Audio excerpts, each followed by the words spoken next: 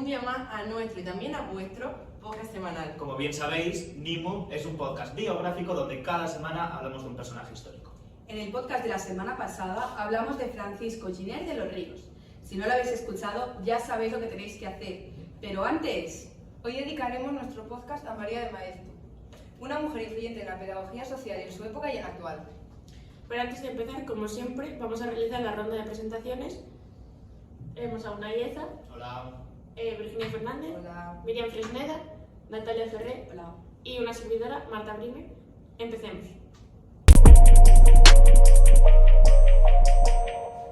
María de Maeztu nació el 18 de julio de 1881 en la ciudad alavesa de Vitoria, siendo la cuarta hija de Manuel de Maeztu Rodríguez y Juana Whitney Bonet. Creció en Vitoria junto con sus padres y sus 4 hermanos, que se llamaban Ramiro, Ángela, Miguel y Gustavo. Además, creció en el seno de una familia bastante acomodada, pero de carácter liberal. Vamos, que se codeaba con lo mejor que había en la sociedad de ese momento. O sea que hambre no pasaban, desde luego. Oye, que bien leéis la Wikipedia, ¿no? Bueno, a ver qué nos aportas tú que no hayas sacado de ahí. Bueno, pues mira, te voy a contar un dato curioso, que se sacó la carrera de magisterio tan solo con 15 años en la Escuela Normal de Magisterio. Tardó 2 años. Pues, 2 años. Ojalá. Es que era una mujer superdotada. Entonces, claro, ahora mínimo tenemos 4 años y algunos no llegan ni a los 2 meses. O bueno, os superan un poco y se la sacan en 7. Bueno, más de 7 no, porque no te dejan, que si no también. También. Pues, así como dato, mientras preparaba la charla, hilando un poco con el magisterio, pude leer que su madre la influenció un montón para que se convirtiera en maestra. Además, justo al terminar la carrera, su padre Manuel falleció en uno de sus viajes a Cuba. Pobrecilla, otra mujer traumada por un hombre. Hablando desde la propia experiencia, claro. Tampoco... Bueno, como iba diciendo, esto provocó el traslado de la familia a Bilbao. Y su hermano Ramiro tuvo que abandonar los estudios y ponerse a trabajar. Es decir, se le acabó todo el chollo. Vaya que aquí algunos han nacido en la cuna de oro, que hablando de oro, su economía se empezó a tambalear un poquito y fue nuestra protagonista la que tuvo que empezar a ayudar a su madre en la Academia Anglo-Francesa. Pero no se llamaba Academia Maeztu. Después, años más tarde, sí que le pusieron ese nombre, pero al principio se llamaba como dijo Virginia. Bueno, pero no solo estudió magisterio, también se matriculó en la sección de letras de la Escuela Superior de Magisterio de Madrid en 1909 y en la clase que tenía de filosofía fue alumna de Ortega y Gasset. Así fue Ortega, espera, que lo apunte, que dijo unas palabras sobre ella y que fueron: María no tiene ningún defecto grave y es la mujer más capaz de intelecto y corazón que conozco. Pobre, cómo la han hecho sufrir en la escuela. Creo que no debe volver a ella, pero que necesita vivir en Madrid, en suma, fuera de Bilbao. Si pudiera pasar junto a mí este año que entra, pienso que acabaría de pertrecharse para escribir lo que considero su misión radical. Su acción en Bilbao representa un lujo que no puede permitirse nuestra raza.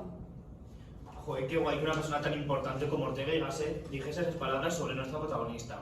Además, sabiendo que ella era una de sus admiradores más acérrimas. Vaya, sí, precioso eso. Ojalá mi algún profesor me hubiese dicho que no volvería a clase. No me lo pensaba ni 2 veces. Ya Y ves. ni eso, a ti te dicen de dejar la carrera y firmar donde sea, no hace falta que te lo diga un profesor. Vaya, porque pago ya la matrícula, que se estaba ahora. Bueno, creo que nos estamos aquí desviando un poquito del tema. A ver, Marta, cuéntanos un poco más sobre su vida profesional y cómo se introdujo dentro de la pedagogía. No, a mí me pareció muy importante que en 1908 formó parte de la comisión enviada por el gobierno español para estudiar la sección pedagógica de la exposición franco-británica que se celebró en Londres y que un año después, en el Congreso Nacional Pedagógico que se celebró aquí en Valencia, habló sobre la pedagogía como obra de laboratorio y subrayó la importancia del papel del maestro al que debe darse una formación universitaria, pues según ella, de la escuela depende la salvación de la patria. Madre mía, con María, ¿cuántas cosas ha hecho? Sí, sí. Ajá, y lo que te queda por saber, que en 1912 se le concedió una pensión para irse a Alemania a estudiar junto con el profesor Paul Latrobe y tras estar allí un tiempo y perfeccionar el idioma, porque todos sabemos que el alemán no es nada fácil, tradujo al castellano el curso de pedagogía del mismo profesor. Bueno, esto sin contar que una vez que regresó a España, intentó trasladar todo el espíritu de aprendizaje que tenía y difundirlo entre los jóvenes para que nosotros no estudiásemos solo para conseguir el título. Bueno, a ver, gente, que nos estamos centrando mucho en los estudios, yo creo que es hora de empezar a hablar un poquito de su trabajo y su influencia en la pedagogía social. Su primer trabajo fue a los 21 años en Santander, donde empezó a ejercer de maestra en una escuela pública. Después se trasladó a Madrid, donde creó y dirigió la Residencia Señoritas, la cual fue el primer centro oficial destinado a fomentar la enseñanza universitaria para mujeres en España. En 1918 es la responsable de la fundación del Instituto Escuela, donde ella sería la directora del área de primaria. También te digo, pobres de los niños de primaria, como le tengan que seguir el ritmo a María. Ya ves. En 1926 tuvo un papel protagonista en la creación del Liceo Un Club Femenino. Este club fue maltratado por gran parte de la prensa y sociedad madrileña más conservadora. Y en 1932 tuvo la oportunidad de ser profesora auxiliar de pedagogía en la sección pedagógica de la Facultad de Filosofía y Letras de Madrid. Sí, pero vamos, de nada le sirvió porque en 1936 estalló la guerra civil y María tuvo que dejar su trabajo e irse a Argentina. Además, en este mismo año su hermano Ramiro fue fusilado en Madrid y en algunos artículos se menciona ese momento de su vida como su gran final desdichado. Pobre. Pues yo creo que también en cuanto a el tema de pedagogía tenemos que destacar un poquito que instauró los métodos de la institución de libre enseñanza, así como las clases sin libros, los exámenes. Bueno, que ya sabemos quién creó los exámenes. Anda, que ya se puede buscar otro método de evaluación. Ahora la que lo sufrimos somos nosotras, pero a lo mejor en su época yo creo que aún no existían los exámenes. Así también yo me saco una carrera en 2 años. Bueno, lo vamos bien. Esta mujer es superdotada. Bueno, como iba diciendo, también instauró la coeducación y las colonias escolares y como ya has dicho tú antes, Natalia, que ahora mucho hablas, pero antes citabas a Ortega y Gasset, este mismo la define como la mejor pedagoga del país. Y también la invitaban a colegios, institutos y universidades donde mostraba sus ideas feministas, porque ella defendía que las mujeres no eran inferiores a los hombres en ningún aspecto. Y ya también entrando un poquito en el tema del feminismo, hay un artículo que se titula Lo único que pedimos, en el que dijo: soy feminista, me avergonzaría de no serlo, porque creo que toda mujer que piensa debe sentir el deseo de colaborar como persona en la obra total de la cultura humana. Y es por ello por lo que María define el feminismo como el derecho que tienen todas las mujeres a la demanda de trabajo cultural, y por el otro, el deber en que la sociedad se haya de otorgárselo. Por esto mismo, desde joven se acostumbró a luchar por lo que creía y a mostrarlo en público sin ningún tipo de miedo.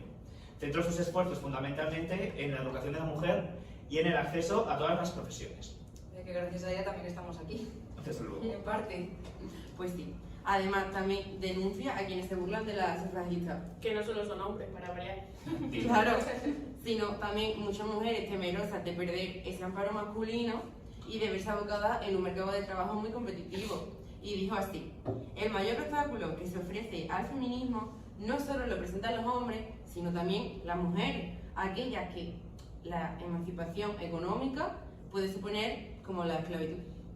En 1909 participó en el Congreso de Primera Enseñanza de Barcelona y fue muy importante porque el acceso de las mujeres españolas a la universidad estaba condicionado por la aprobación de las autoridades académicas.